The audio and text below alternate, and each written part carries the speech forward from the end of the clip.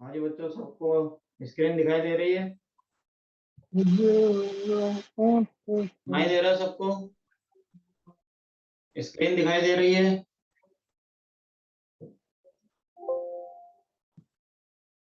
चलिए,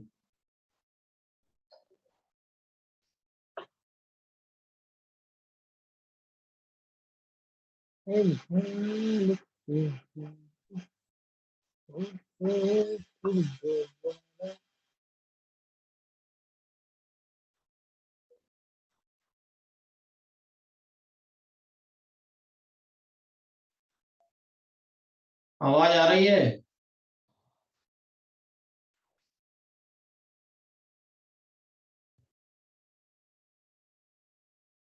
आवाज आ रही है? स्क्रीन दिखाई दे रही है? सब कुछ ठीक चल रहा है? चलिए जी, सबको गुड मॉर्निंग। स्टार्ट करते हैं अपना नया लेक्चर।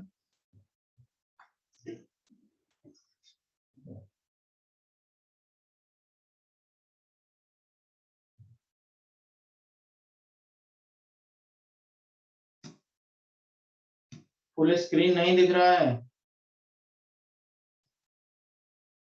अब दिख गया? अब देखो, अपन बात करते हैं। अब सब दिख रहा है ना? ठीक है। चलिए जी, टेस्ट का सिलेबस कई सारे बच्चे पूछ रहे हैं, तो उनको मैं बता दूं कि जो टेस्ट में ह्यूमन हेल्थ एंड डिजीज पूरा नहीं आएगा, जेनेटिक डिसऑर्डर से लेकर के और चैप्टर खत्म होने तक का आएगा। जेनेटिक डिसऑर्डर से और बायोमेडिकल टेक्निक तक का, और रिवॉल्यूशन में up to origin of life. Notice board में पूरा आ गया तो कोई दिक्कत नहीं है, पेपर बनाने वाले तो बता रहे हैं ना, सही बात है। आपको लिखने की जगह क्या सुनाई दे रहा होगा ना आप लोगों को?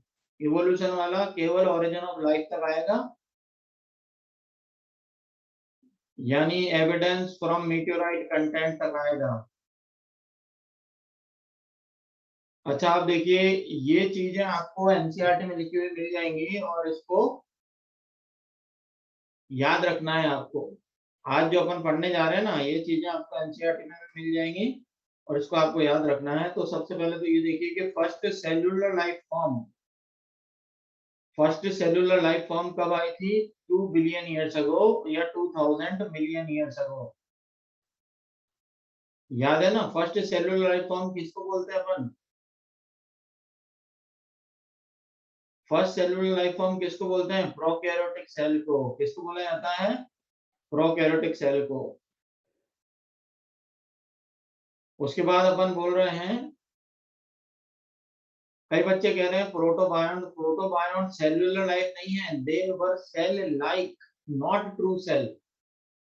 समझ रहे हो? तो फर्स्ट सेलुलर लाइफ मानी जाएगी प्रोकैरियोटिक सेल से, और वो आई है 2 बिलियन ईयर्स अगो। और अगर मिलियन में बोलेंगे तो अपन बोलेंगे 2000 मिलियन ईयर्स अगो। ये सारा डेटा एनसीईआरटी का है।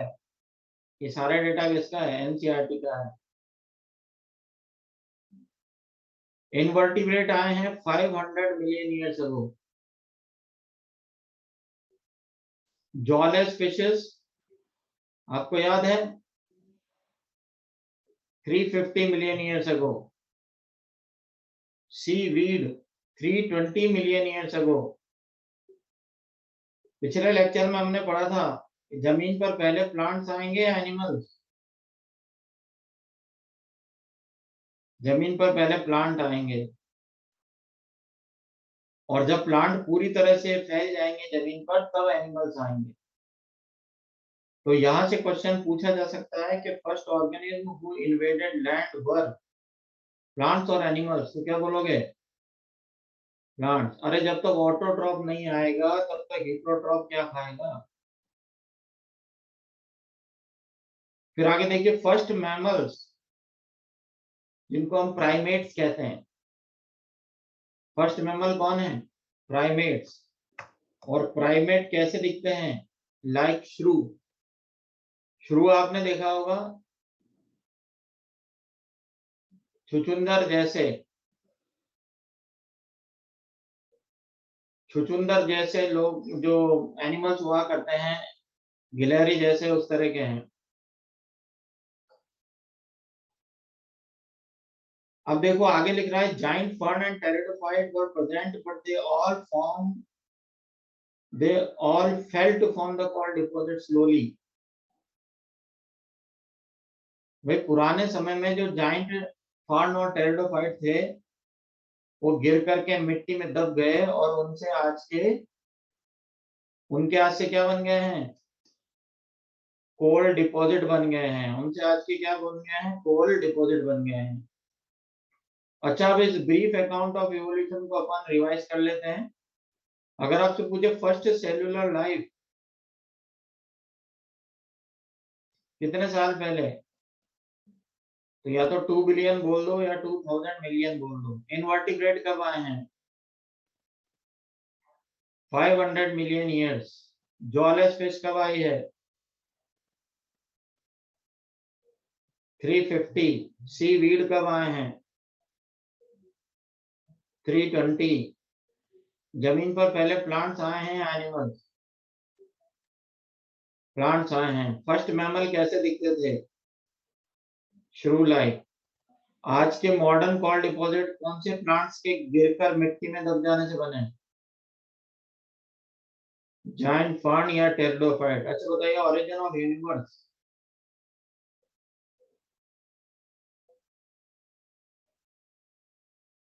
2 billion years ago. Origin of earth.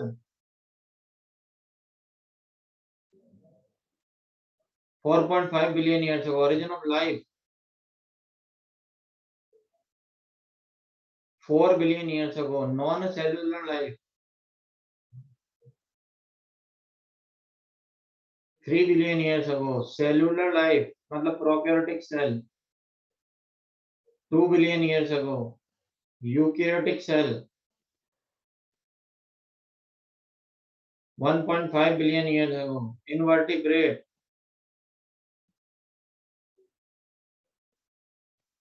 500 million years ago. Jawless fish 350 million years ago. C weed,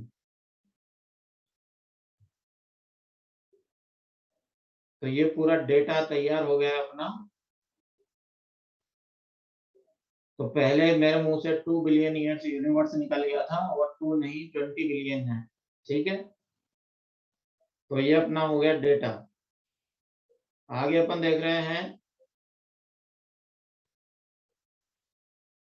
ये देखिए, ये मछली है जो आपको दिखाई दे रही है नीचे की तरफ स्क्रीन पर, उसका नाम है सीलोकैंथ या लोबेफिन।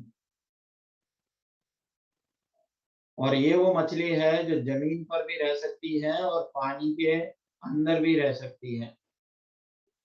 तो एनसीईआरटी लिखती है, the fish with strong and stout fin. क्या बोलती है एनसीईआरटी इसके लिए? A fish with strong and stout fin were able to could move on the land and back to water। एक मछली जिनके फिन बहुत ही मजबूत और सीधे थे। स्टाउट का मतलब सीधे। एक मछली जिसके फिन बहुत ही मजबूत और सीधे थे, देखिए डायग्राम में भी दिखाई दे रहा है आपको। और ये मछली पानी के बाहर भी आने जाने में कैपेबल थी। ये मछली पानी के बाहर भी आने जाने में कैपेबल थी। और इसी के लिए एनसीईआरटी लिखती है कि they were considered as ancestor of modern day frog और salamander। कि ये जो मछली है वो मॉडर्न डे फ्रॉग और सैलामेंडर की एंसेस्टर मानी जाती है। लेकिन शुरू में जो अर्ली एम्फीबियन बने थे फ्रॉग और सैलामेंडर से पहले, वो अब एक्सटिंक्ट हो गए हैं। लेकिन ये मछली एक्सटिंक्ट नहीं हुई है, इसको 1938 में साउथ अफ्रीका से दोबारा पकड़ लिया गया था और ये पानी के बाहर भी जिंदा रही।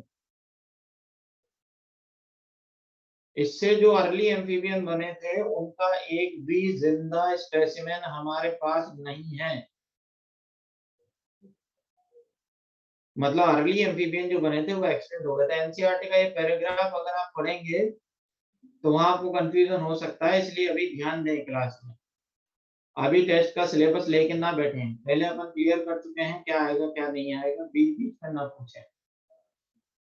तो अपन देख रहे हैं कि ये जो सीलोकैंथ और लोबेफिन थी ये आज भी जिंदा फिश है, ये एक्सटिंक्ट नहीं हुई। लेकिन इससे जो पहले एम्फीबिया बने थे वो, उनका कोई भी लिविंग स्पेसिमेन हमारे पास नहीं है, लिविंग मॉडल उनका नहीं है, वो सब एक्सटिंक्ट हो चुके हैं। बाद में बने हुए जो एम्फीबिया हैं जैसे फ्रॉग और सैलामेंडर, ये अभी जिंदा हैं, इन्हें आप देख पाते हैं। फिर एम्फीबिया से अर्ली रेप्टाइल बने। अर्ली रेप्टाइल जैसे आप आगे पढ़ोगे सौरोप्सिड और साइनेप्सिड। अर्ली रेप्टाइल आप क्या पढ़ोगे, सौरोप्सिड और साइनेप्सिड, वो भी आज नहीं मिलते हैं। लेकिन उनसे बने हुए टर्टल, टॉर्टोइज और क्रोकोडाइल आज आप देख पाते हो। फ्रॉग अर्ली एम्फीबिया नहीं है, फ्रॉग बाद में बना। अच्छा बताइए सबसे बड़ी मछली का नाम क्या है?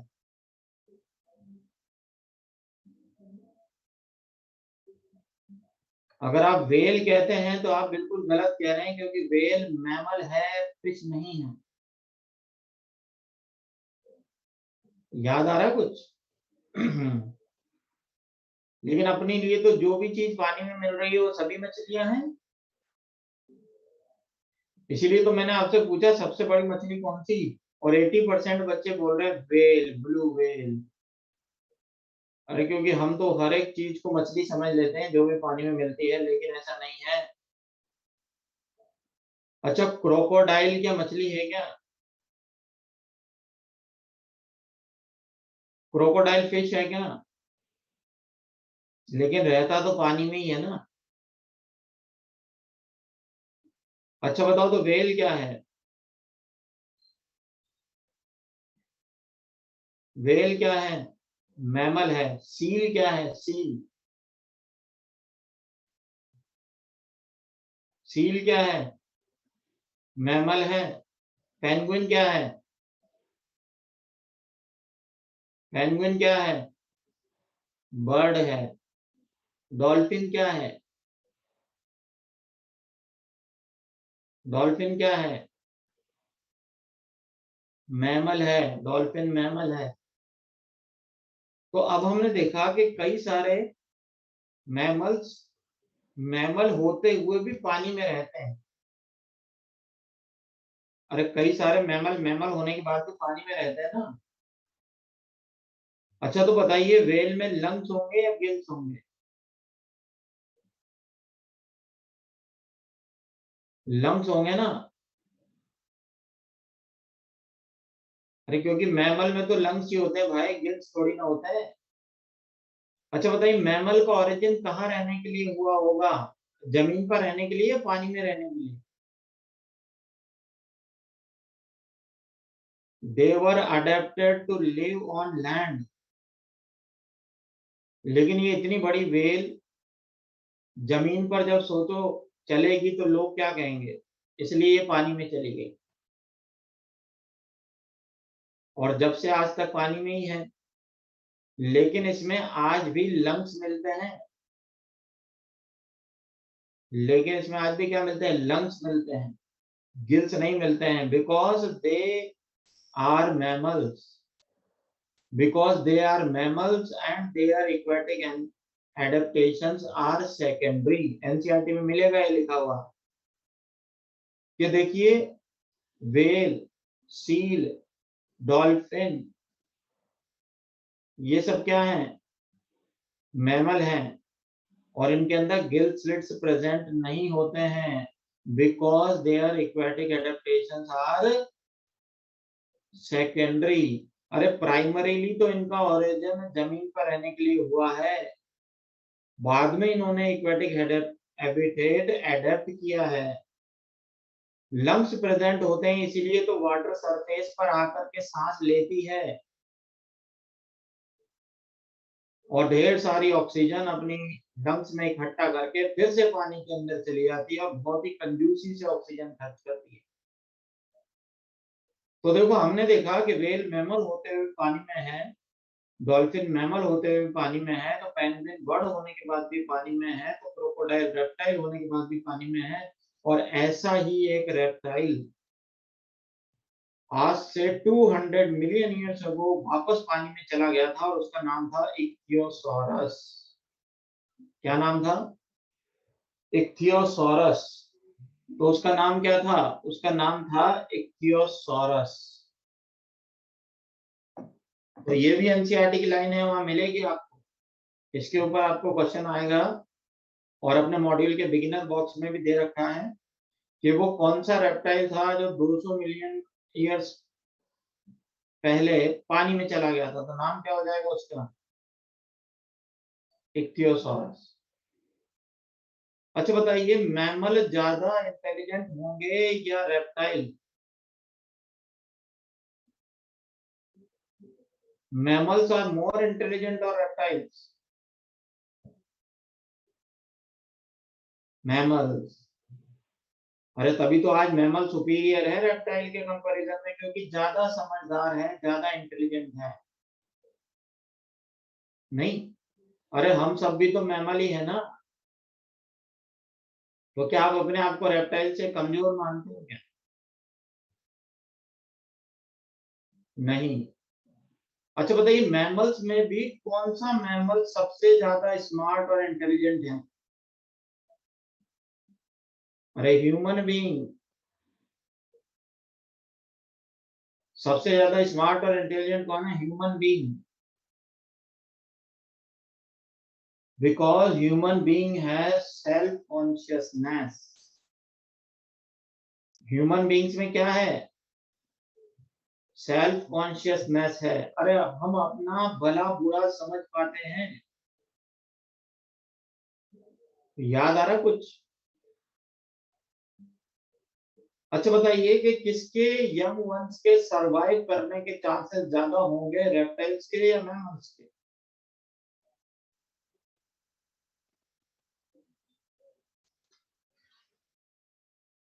मैमल्स की प्रोजेनी के सर्वाइवल के चांसेस ज्यादा होंगे, मैमल्स के बच्चों के सर्वाइवल के चांसेस ज्यादा होंगे कंपैरेटिव टू रेप्टाइल।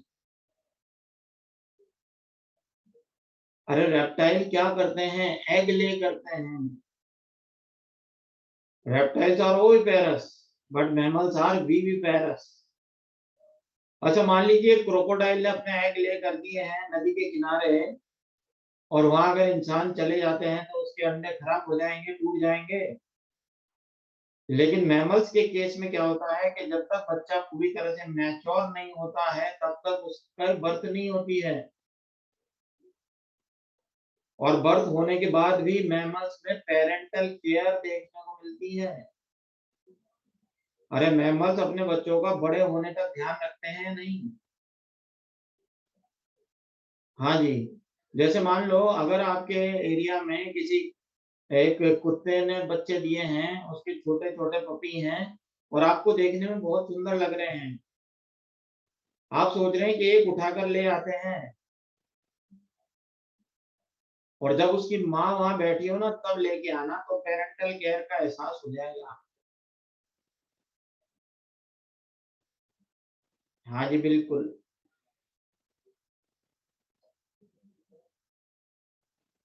तो अब अपन ने देखा। अच्छा बताइए, तो ओविपेरिटी इज मोर एडवांस और विविपेरिटी?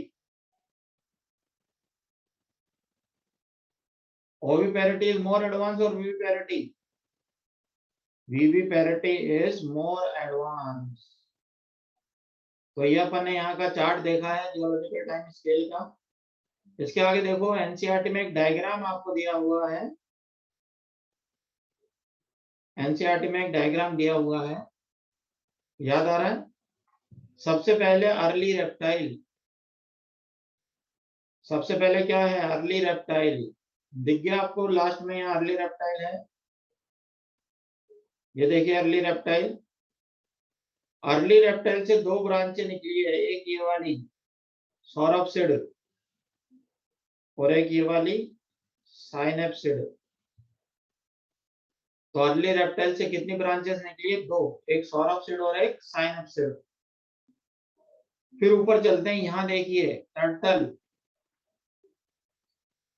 बताइए टर्टल वाली लाइन नीचे की तरफ कहाँ जाके खत्म हो रही है?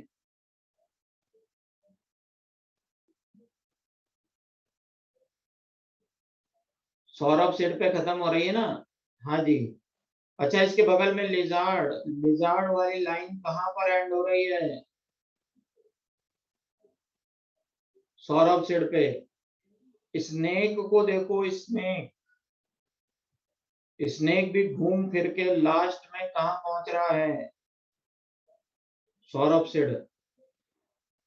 फिर आगे देखो टुआ टारा, टुआ टारा भी देखिए घूमते घूमते कहाँ चला गया है?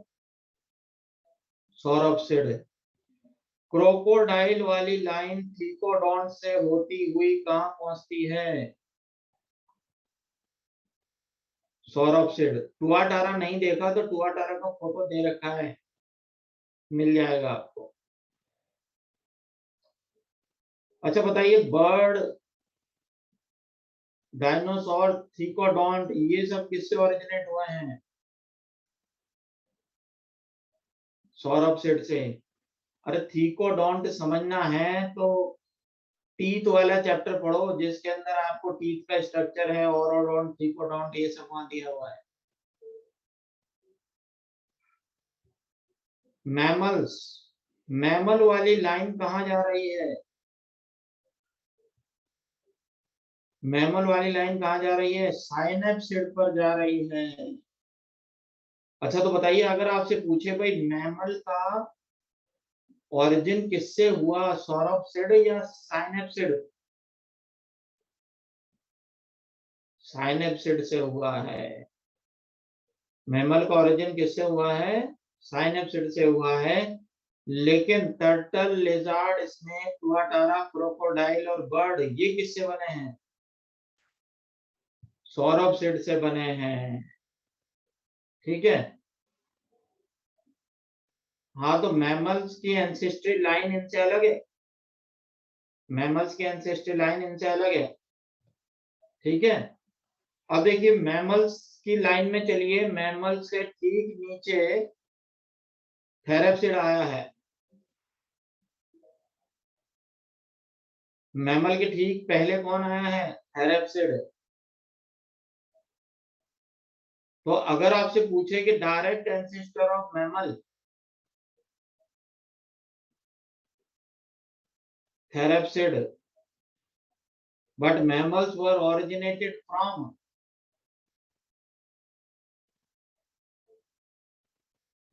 साइनेप्सिड। अच्छा अगर आपसे पूछा जाए भाई मैमल्स की एंसेस्ट्री लाइन बताइए,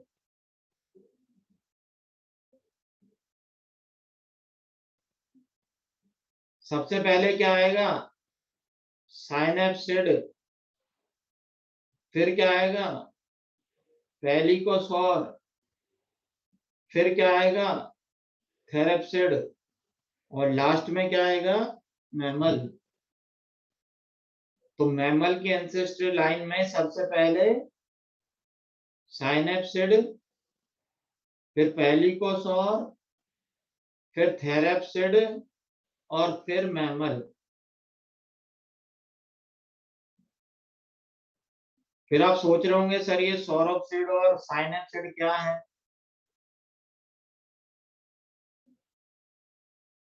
यही सोच रहे हो ना, अभी बताया जाएगा कि ये क्या है।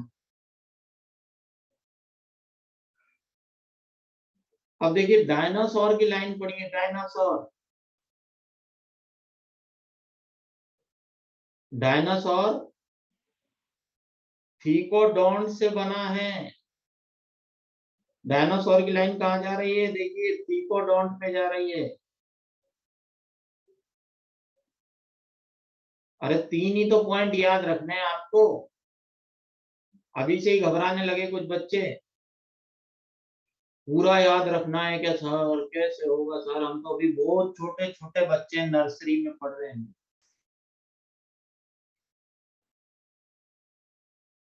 अरे एक बात बताइए, अगर आपसे पूछे turtle, lizard, snake, tuatara, crocodile, bird, इन सबका एंसेस्टर कौन? Sauropsid. मैमल का एंसेस्टर कौन? Synapsid. Direct ancestor of mammal therapsid. origin of mammal synapsid. origin of dinosaur thecodont. बस हो गया। अरे याद हो गया, दोबारा रिपीट करो।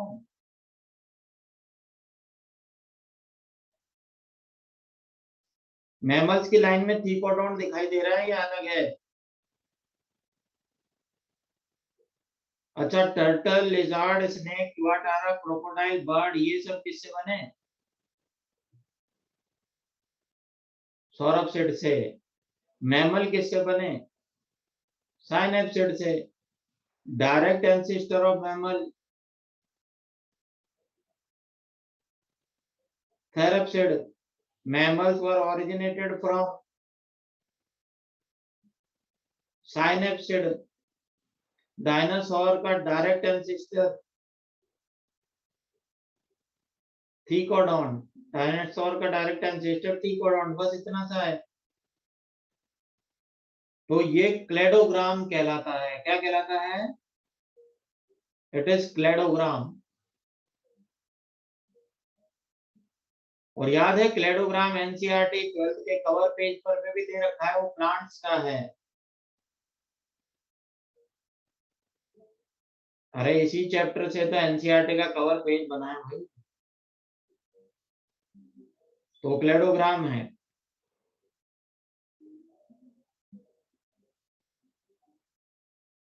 चलिए आगे बढ़े। अब आप सोच रहे होंगे कि सब ये सौरभ सेठ और साइनेप्सिड ये क्या है? सौरभ सेठ क्या था?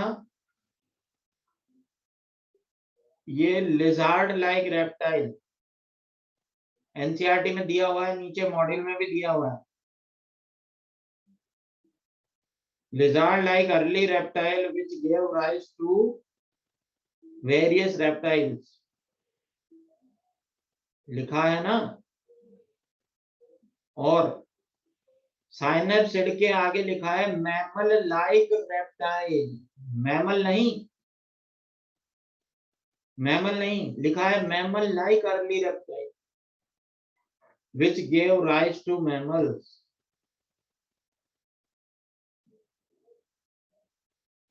Mammal like early reptile were synapsid. अरे तो रेप्टाइल से ही तो मैमल बने हैं, रेप्टाइल से ही बर्ड्स बने हैं। अच्छा बताओ, फिश से कौन बना?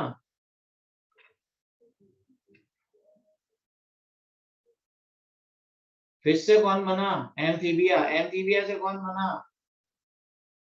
रेप्टाइल। और रेप्टाइल से कौन बने? बर्ड्स और मैमल्स। रेप्टाइल से कौन बने हैं? बर्ड्स और मैमल्स, अलग अलग लाइन में। चलिए जी, अब हमारे पास एनसीईआरटी में और मॉड्यूल में डायनासोर का फोटो दे रखा है, याद है? ढेर सारे डायनासोर के फोटो हैं वहां पर।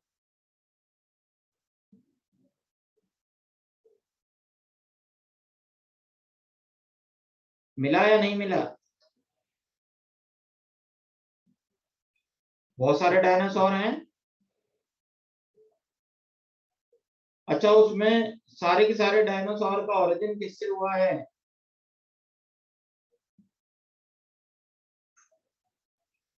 थीकोडॉन्ट से। किससे हुआ है? थीकोडॉन्ट से।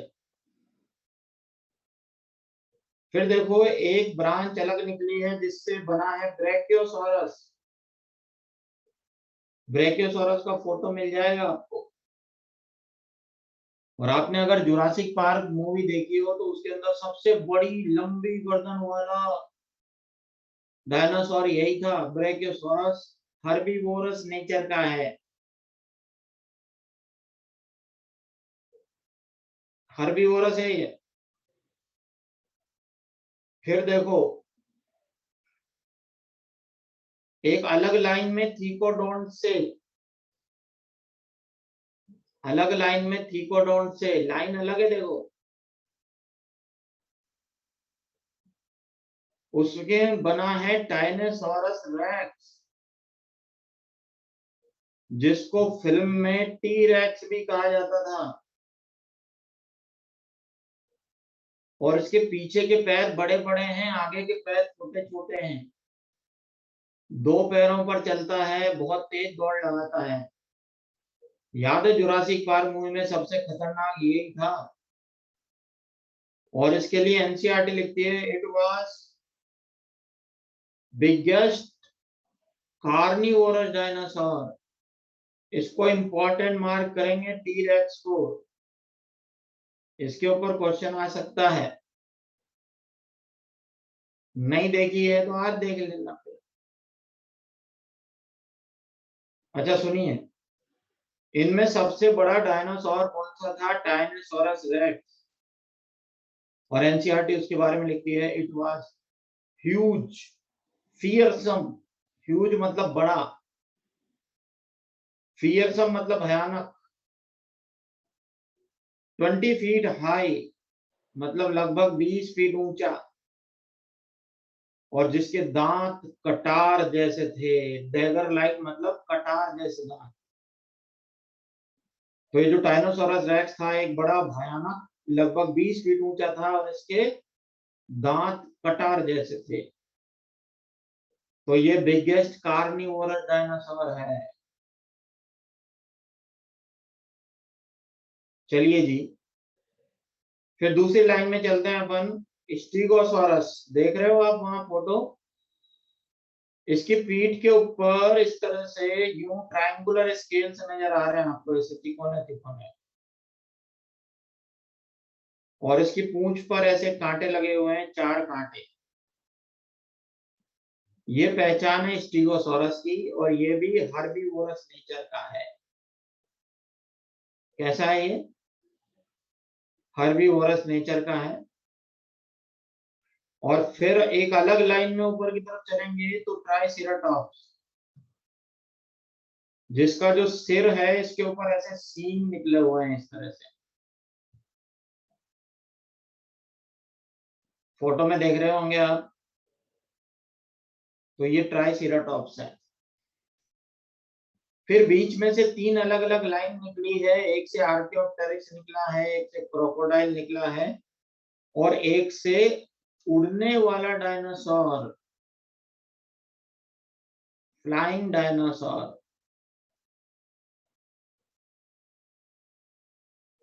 और उसका नाम था टेरानोडॉन।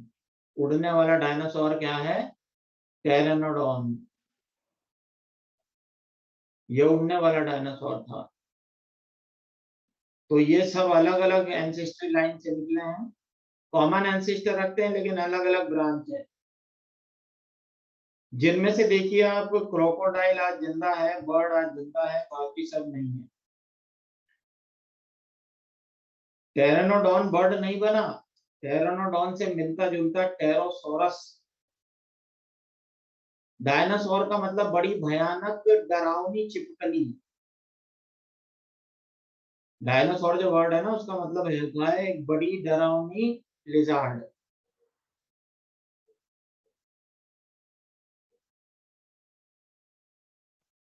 तो ये जो उड़ने वाला डायनासोर है, ऐसा ही एक टेरोसोरस था, और उससे आज के मॉडर्न बर्ड बने हैं। चलिए जी, आगे अपन देखते हैं। अब ये देखिए, एनसीईआरटी के कवर पेज पर है प्लांट्स का क्लेडोग्राम। किसका क्लेडोग्राम है ये? प्लांट्स का क्लेडोग्राम है। और सबसे नीचे नीचे आपको मिलेगा क्लोरोफाइट एंसेस्टर। सबसे नीचे नीचे कौन मिलेगा? Chlorophyte ancestor. फिर क्लोरोफाइट से देखिए एक ब्रांच अलग गई है और इसने ब्रायोफाइट बनाया है। क्या याद करना है वो मैं अभी बता दूंगा, पहले समझ लें। अरे समझोगे जब भी तो याद रख पाओगे। अच्छा, तो क्लोरोफाइट से कौन बना? ब्रायोफाइट और ट्रैक्योफाइट बना। क्लोरोफाइट से कौन बना? ब्रायोफाइट बना और ट्रैक्योफाइट बना। फिर ट्रैक्योफाइट से एक लाइन अलग गई, जोस्टेरोफिलम बना। जोस्टेरोफिलम से दो ब्रांचेस अलग अलग गई जिनसे लाइकोपॉड बन रहे हैं। देखिए लाइकोपॉड, एक आर्बोरेसेंट लाइकोपॉड, एक हर्बेशियस लाइकोपॉड। ये क्लोरोफाइट एल्गी ही है। हाँ जी, लाइकोप्सिडा बिल्कुल सही पहचाने हैं आप। तो वो किससे बना है? ट्रेकियोफाइट से। फिर ट्रेकियोफाइट से राइना बना है, और राइना को अपन बोलते हैं फर्स्ट वेस्कुलर प्लांट।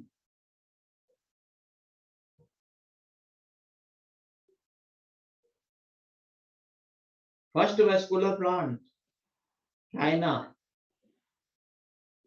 राइना से बना है साइलोफाइटोन। राइना से क्या बना है? साइलोफाइटोन बना है। फिर अगर आप अपने राइट हैंड साइड की तरफ जाएंगे तो प्रोजिम्नोस्पर्म, फिर सीड फर्न, फिर डाइकॉट, फिर मोनोकॉट, फिर एंजियोस्पर्म। तो अपने को ये वाली लाइन याद रखनी है, ये वाली, यहां से यहां तक वाली लाइन याद रखनी है बस। समझ गए? कौन सी लाइन? तो उसको फॉलो करो। Chlorophyte, tracheophyte, rhynia, psilophyton, progymnosperm, seed fern, dicot, monocot, angiosperm. ये line. Rhynia first vascular plant अभी बताया है मैंने आपको। अच्छा, तो इसको दो बार रिवाइज करो। सबसे पहले chlorophyte, tracheophyte, rhynia, psilophyton, progymnosperm, seed fern, dicot, monocot और एंजियोस्पर्म। तो सबसे पहले chlorophyte, tracheophyte, rhynia, psilophyton, progymnosperm, seed fern, dicot, monocot और फिर लास्ट में एंजियोस्पर्म। आज सबसे ज्यादा डोमिनेंट एंजियोस्पर्म ही है। आज की डेट में एंजियोस्पर्म सबसे ज्यादा डोमिनेंट है। तो प्लांट्स में आज सिनोजॉय कह रहा है गोल्डन एज ऑफ एंजियोस्पर्म। अगर आपसे पूछे गोल्डन एज ऑफ एंजियोस्पर्म तो क्या बोलोगे? क्वाटरनरी पीरियड ऑफ सिनोजॉय कह रहा।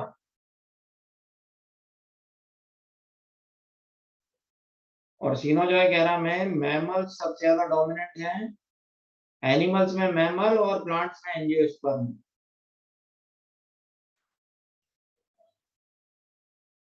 तो क्लेडोग्राम से हमको एंसेस्ट्री का भी पता लग जाता है।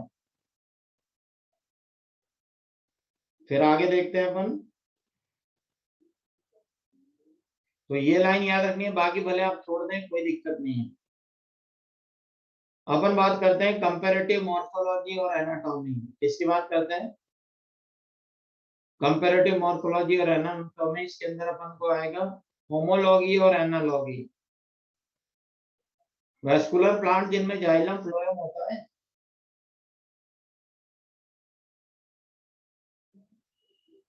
अच्छा बताइए होमोलॉगी क्या होती है?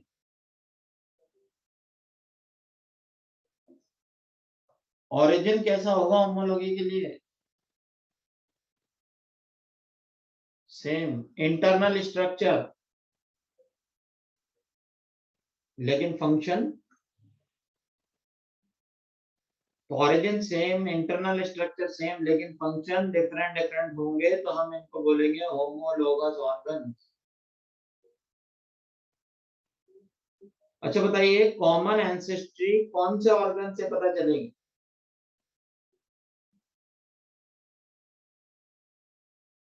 Homologous organs shows common origin, और analogous organs different origin. Analogy से किसका पता चलता है? डिफरेंट ऑरिजिन का पता चलता है। चलिए जी, होमोलॉगी के अंदर सबसे पहले four limb of mammal, NCERT में दे रखा है ना, four limb of mammal. Photo देखिए,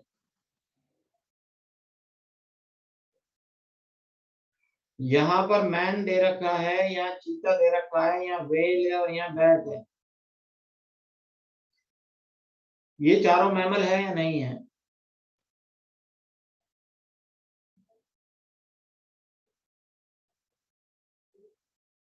चारों मैमल हैं। अच्छा बताइए, ह्यूमन बीइंग का जो फोर लिम्ब है उसमें ये वाली हड्डी कौन सी है?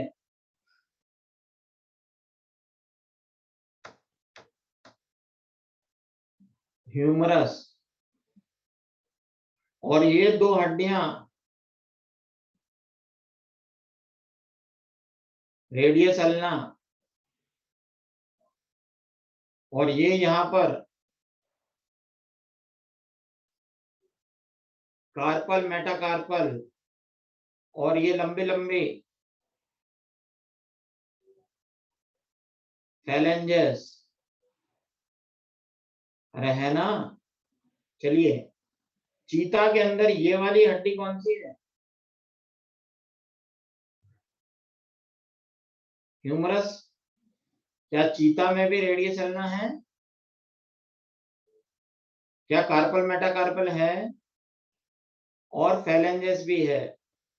अच्छा, वेल में ये ह्यूमरस है, ये रेडियस अल्ना है, ये कार्पल मेटाकार्पल है, और ये फैलेंजेस है। बैट में भी ह्यूमरस है, रेडियस अल्ना है, कार्पल मेटाकार्पल है, फैलेंजेस है। अरे है ना। अरे क्योंकि ये सभी मैमल्स हैं भाई, तो सबके फोर लिम्ब में इंटरनल स्ट्रक्चर सेम होगा या नहीं? अरे बोलो। अरे सेम होगा। तो ओरिजिन भी मैमल्स का सेम है या नहीं? सेम है। तो अच्छा बताइए, अगर ओरिजिन सेम होगा, इंटरनल स्ट्रक्चर सेम होगा, फंक्शन चाहे अलग अलग हो सकते हैं, और कई बार फंक्शन सेम भी हो सकते हैं। अरे नहीं हो सकते क्या? अरे ह्यूमन बीइंग का हाइंड लिम्ब और चीता का हाइंड लिम्ब, बताइए सेम फंक्शन रखेगा या नहीं?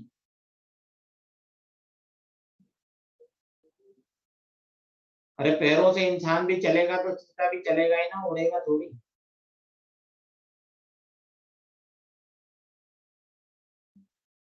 तो इसका मतलब ये क्या है? होमोलॉगी। इसको क्या बोलेंगे? होमोलॉगी। तो अगर आपसे पूछे भाई, general conditions for homology,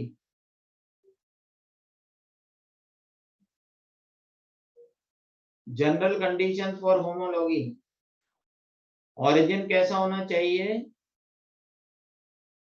same, internal structure same, और फंक्शन में भी डिफरेंट। क्या बोल सकते हैं? फंक्शन में भी डिफरेंट। तो इसको अपन बोल रहे हैं होमोलॉगी। अच्छा बताइए, ये होमोलॉगी की कंडीशन समझ में आ गई?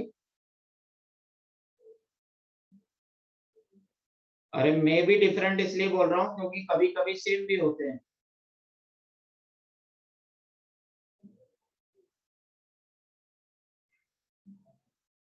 अब आपको होमोलॉगस ऑर्गन समझ में आ गए होंगे। तो मैं क्वेश्चन पूछ लूं, बताइएगा होमोलॉगी है या एनालॉगी? अच्छा बताइए, ह्यूमन हार्ट या ऑल वर्टिब्रेट हार्ट, क्या शो करेगा? All vertebrate heart will show homology, all vertebrate brain homology, testes in male and ovary in female,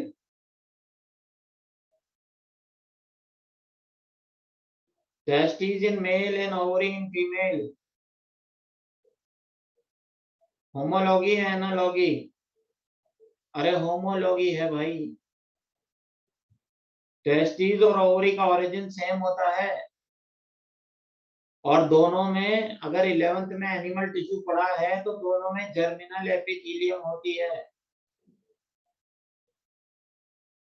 तो होमोलॉगी है analogy? Homology. Mouth part of cockroach, mouth part of honey bee, mouth part of mosquito,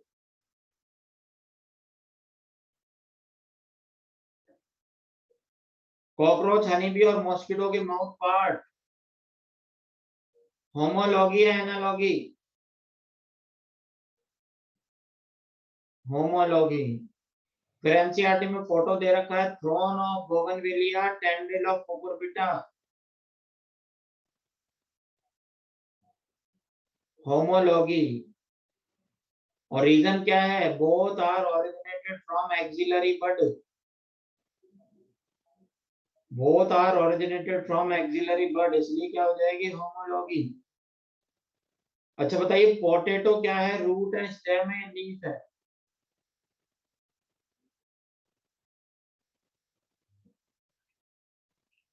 और ginger क्या है? Ginger. तो potato और ginger homology है analogy? Homology. लेकिन potato और स्वीट पोटैटो, पोटैटो और स्वीट पोटैटो एनालॉगी। अरे एक स्टेम है, दूसरा रूट है, स्वीट पोटैटो क्या है? रूट है, तो एनालॉगी। अच्छा बताइए, रेडिश एंड कैरेट दोनों रूट है ना, तो होमोलॉगी है एनालॉगी? होमोलॉगी। देखिए दूसरा एग्जांपल देखिए, अब थोड़ा थोड़ा समझ में आ रहा होगा या बिल्कुल नहीं आ रहा? तो होमोलॉगी एनालॉगी का आंसर लगाने से पहले फर्स्ट थिंग जो अपने माइंड में होनी चाहिए वो ओरिजिन होना चाहिए, ओरिजिन सेम है या डिफरेंट है। अगर ओरिजिन सेम है तो होमोलॉगी, और अगर ओरिजिन डिफरेंट है तो एनालॉगी। लेकिन सिर्फ ओरिजिन के हिसाब से ही नहीं लगाओगे आप, फिर सेकंड जो आपके माइंड में होना चाहिए पॉइंट वो है फंक्शन। अरे बोलिए, फंक्शन डिफरेंट है तो होमोलॉगी, लेकिन कभी कभी फंक्शन सेम भी हो सकते हैं। और फिर सबसे बड़ी बात तो ये मालूम होना चाहिए कि कौन सी चीज क्या है। अगर आप वेल को फिश मानते हो तो शार्क के साथ होमोलॉगी दिखाओगे।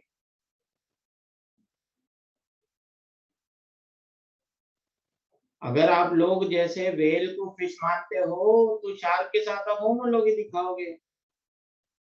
अगर आप पोटैटो को रूट मानते हो तो स्वीट पोटैटो के साथ होमोलोगस कर दोगे। अगर आपकी नजर में डॉल्फिन बर्ड है, पेंगुइन मैमल है, तो सब गड़बड़ हो जाएगा। नहीं, तो इसके लिए आपको थोड़ी बहुत प्लांट्स और एनिमल्स की भी नॉलेज होनी चाहिए, तब जाके होमोलॉगी समझ में आएगा।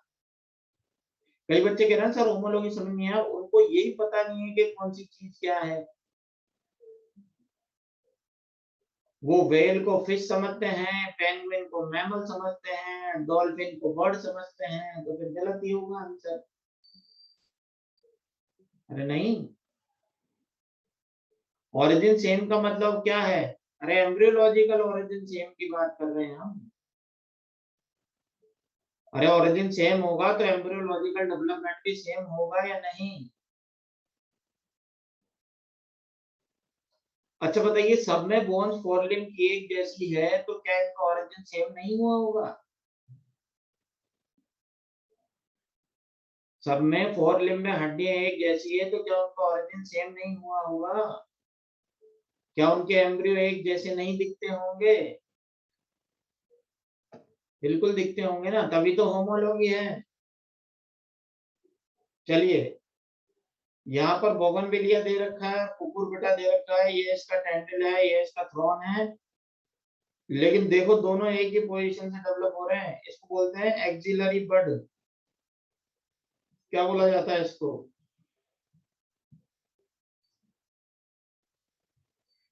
एक्सिलरी बड से डेवलप हो रहे हैं, इसलिए अपन इसको होमोलॉगी बोल रहे हैं। फिर ये वर्टिब्रेट हार्ट, देखिए एक फिश का है, टू चैम्बर्ड, एम्फीबिया का है, फिर रेप्टाइल का है, फिर बर्ड्स का है, लास्ट में मैमल्स का फोर चैम्बर हो गया। ठीक है, लेकिन बताइए चाहे टू चैम्बर्ड हो या फोर चैम्बर्ड, दोनों में ऑरिकल वेंट्रिकल तो होता ही होगा ना।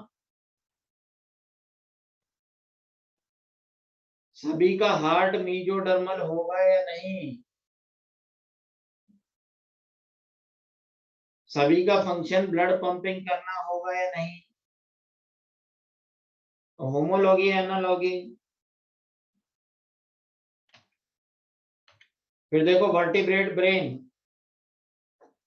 यहाँ पर देखिए अलग अलग ऑर्गेनिज्म के ब्रेन दे रखे हैं, पाइसेस, एम्फीबिया, रेप्टाइल, बर्ड्स और मैमल्स। सब में सेरिब्रम, सेरिबेलम, मेडुला वगैरह होता है या नहीं?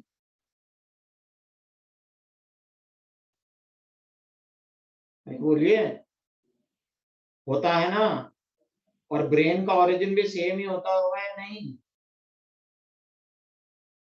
बिल्कुल होता होगा। तो होमोलॉगी कब बोलोगे? कब होमोलॉगस ओरिजिन बोलोगे? जब ओरिजिन क्या होना चाहिए? सेम। इंटरनल स्ट्रक्चर क्या होना चाहिए? सेम। और फंक्शन सेम भी हो सकते हैं और डिफरेंट भी हो सकते हैं। ठीक है, आगे है माउथ पार्ट ऑफ इंसेक्ट। देखिए कॉकरोच के माउथ पार्ट बाइटिंग और चीविंग टाइप के हैं, मॉस्किटो के पायर्सिंग और सकिंग टाइप के हैं, बटरफ्लाई के साइफनिंग टाइप के हैं, और हाउस फ्लाई के स्पॉन्जिंग टाइप के हैं। लेकिन सब में मैंडिबल, मैक्सिला, लैब्रम ये तो होगा ही ना। अरे तो बोलिए, ओरिजिन सभी इंसेक्ट का सेम होगा या नहीं? सबके माउथ पार्ट सेम होंगे या नहीं? भले से फंक्शन अलग अलग कर रहे हैं, कोई दिक्कत नहीं, लेकिन होमोलॉगी होगी ना।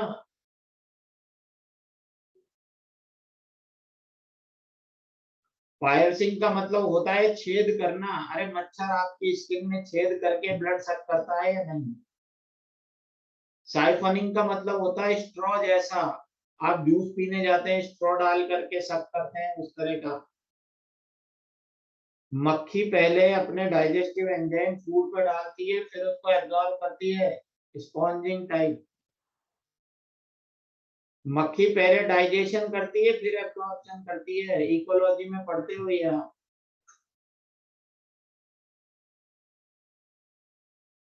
चलिए जी, testes in male and ovary in female क्या होगा? होमोलॉगी। पोटैटो और जिंजर क्या होगा? होमोलॉगी। रेडिश और कैरेट क्या होगा? होमोलॉगी। अब अगर होमोलॉगी एट मॉलिक्यूलर लेवल तो इसको अपन बोलते हैं molecular homology. Homology at molecular level क्या बोलेंगे? Molecular homology. लिख देता हूं, homology at molecular level, molecular homology. देखिए ब्लड प्रोटीन जो ह्यूमन बींग्स के और एप के, बजरंगबली देखे हैं आपने, फोटो देखा है, वो एप हैं। गोरिल्ला चिंपैंजी का फोटो देखा है, वो एप होता है। एक मंकी होता है और एक एप होता है। मंकी को अपन बंदर कहते हैं या वानर कहते हैं, और एप को अपन कपी कहते हैं, कपी। याद है, हनुमान जी को अपन वानर नहीं कहते, उनके आगे लिखता है कपी। कपी का मतलब होता है एप। एप्स नहीं, एप्स तो बर्ड हो जाएंगे। APES, apps. एक हॉलीवुड मूवी भी है प्लेनेट ऑफ एप्स, देखिए क्या आप लोग। हाँ जी बिल्कुल। तो हमने देखा कि ह्यूमन बींग्स में जो ब्लड प्रोटीन होते हैं ना, वो चिंपैंजी और गोरिल्ला से बहुत ज्यादा मिलते जुलते होते हैं। हमारा हीमोग्लोबिन 99% सिमिलर है चिंपैंजी के। कितना? 99% सिमिलर है चिंपैंजी के। हीमोग्लोबिन में सिर्फ एक एमिनो एसिड अलग है, और अगर वो भी सेम हो जाता तो मालूम है ब्लड ट्रांसफ्यूजन भी हो सकता था, क्योंकि blood group A B ape में भी मिलता है और blood group A B human beings में भी मिलता है। तो इनमें ब्लड ग्रुप भी हमारे जैसे हैं, ब्लड प्रोटीन 99% सिमिलर हैं। लेकिन भगवान ने सोचा कि अगर 100% सेम हो जाएंगे ना, तो ये सारे एप का खून अपने चढ़ा लेंगे, इसलिए 1% का डिफरेंस रह गया बस।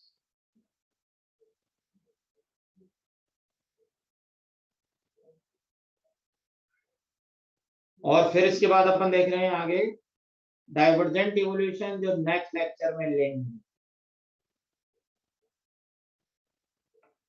अब कुछ पूछ रहे सर ऑर्गेनिक इवोल्यूशन आएगा क्या? मैंने आपसे क्या कहा, एविडेंस फ्रॉम मीटियोराइट कंटेंट, वहां तक आएगा। अब समझ गए क्या क्या है उसके अंदर?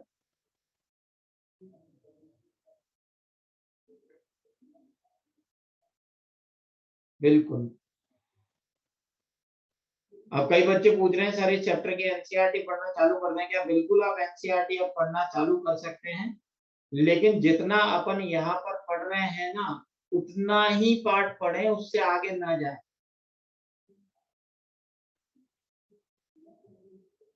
वरना फिर आपके उतना अच्छे से समझ में नहीं आएगा। जैसे अभी अपन पढ़ रहे हैं तो आपको थोड़ा थोड़ा याद तो हो ही रहा होगा साथ में। अरे थोड़ा बहुत लर्न हो जाता है या नहीं? हो जाता है ना। तो बस एक बार घर पे रीडिंग लगा लिया करो, फिर कोई टेंशन नहीं है। उसके बाद आप आराम से क्वेश्चन सॉल्व किया करो।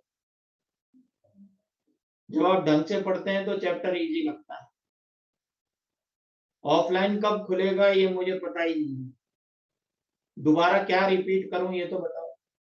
मयंक नागर जी क्या कहना चाहते हो? दोबारा रिपीट करें, दोबारा रिपीट करें? अरे क्या रिपीट करवाना चाहते हो भाई? मॉलिक्यूलर लेवल का मतलब क्या है? अरे हीमोग्लोबिन क्या है? मॉलिक्यूल ही तो है हमारे ब्लड के अंदर।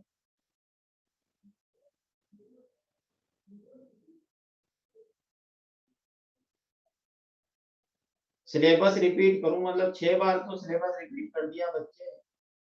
ह्यूमन हेल्थ एंड डिजीज में फ्रॉम जेनेटिक डिसऑर्डर से लेकर के इवोल्यूशन में फॉसिल से पहले तक का आएगा। चलिए thank you very much, meeting and करते हैं हम।